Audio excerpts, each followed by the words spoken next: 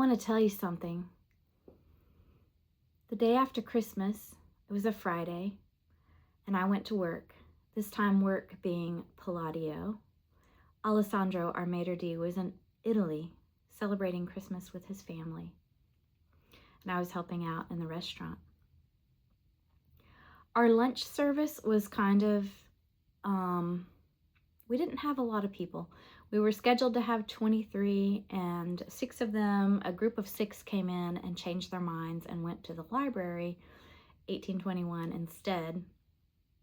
So that reduced our numbers down to 17, which honestly, I don't like to take the paychecks from my teammates is how I feel if I'm there and there's not enough guests. Like, they could have easily handled 17 without me.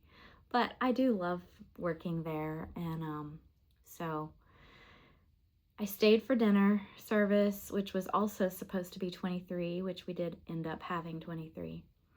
One of our first tables to be seated was a group of 4. It was an older couple, their daughter, and son-in-law. I knew when they got there that they were celebrating an anniversary, but I didn't know a lot about it.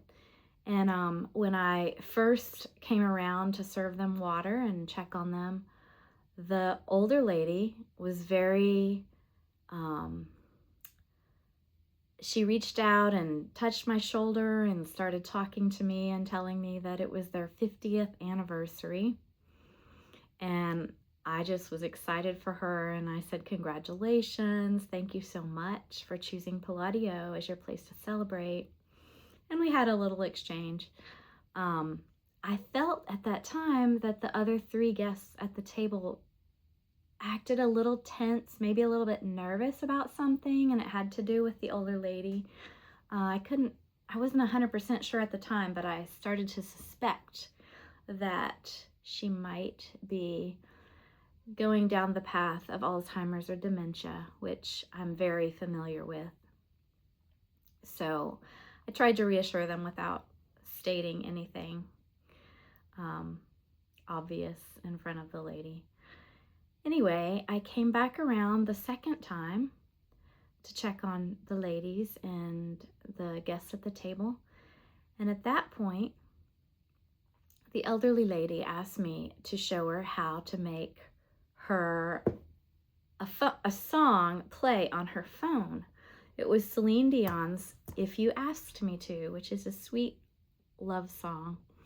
And I took it to mean that she wanted to play it for her husband. And so I showed her on her phone how to make it, turn it up the volume so that her table could hear well.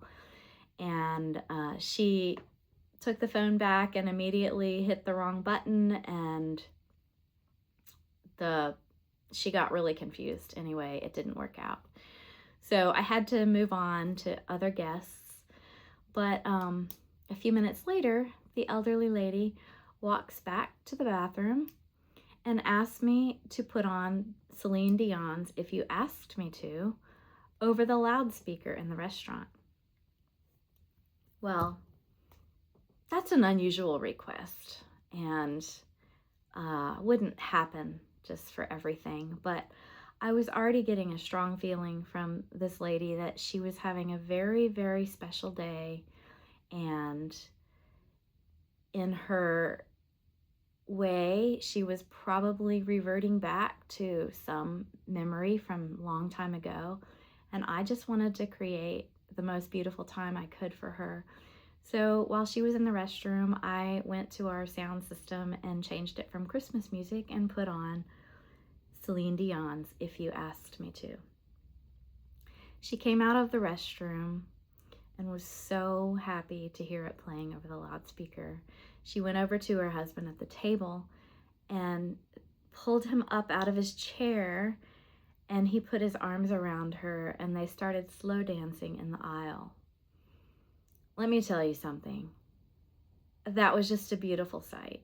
And yeah, it just meant so much to me. So I watched from a distance, and then the song ended, and I headed toward the table. The elderly lady quickly stood up, and I heard her say to her daughter, "Here she comes." And she stood up, came around the table, and just with tears coming down her cheeks said, "Thank you, thank you, thank you." Well, I started crying a little myself because there's just a lot I understand about this situation, and I wanted to make it beautiful for her, and it felt so good to accomplish that. And meanwhile, the daughter was crying a little bit as well. And I told the family, I said, my dad died just before my mom and dad's 49th anniversary. So what you're celebrating is so special, and I just value it so much. Well, the lady got up again and came over and just cried some more on my shoulder. And the daughter also reached up and put her arm around me and gave me a squeeze. I went back into the kitchen and we brought them out dessert, which included an anniversary plate with some extra fun desserts. And then when it was time for them to leave, I was actually in the kitchen when the anniversary couple walked out the door. But as I was coming back into the dining room, the daughter came straight for me and put her arms around me. She had some papers in her hand, which she shoved into my hand, which turned out to be a tip that she wanted to give to me separately and a note. And she said to me, "Thank you so much. You have no idea. We really needed you tonight." And I was crying too. I was just like, this was a beautiful time. It was a mix of grief, because I could see that she was experiencing that loss of losing her mother gradually, like I lost my father gradually. It's hard to describe unless you've been through it. I went back into the kitchen and I split the tip because that's what we do. But I read the note, and here it is. The note said, "Thank you for your kindness." And in that moment, I knew that I wasn't there to serve food that day. I was there by divine appointment. I was there to help that family have a beautiful memory that they could have for the rest of their lives. Also to support them through the grief that they were feeling, as the memories also brought back the reality that maybe the mother wasn't ever going to be quite like she used to be. But that's okay. They have what they have today. Anyway, it was such a beautiful and impactful time to help me remember that sometimes I think I'm going to do something, and maybe it's mundane. Maybe I have hesitancy about doing it at all. And then I find out it wasn't about doing that thing at all. It was about being at that divine appointment for a divine reason that I had no idea about. I would love to hear some divine appointments that you've had in your own life. Feel free to put them in the comments or message me, and I'd love to hear about them.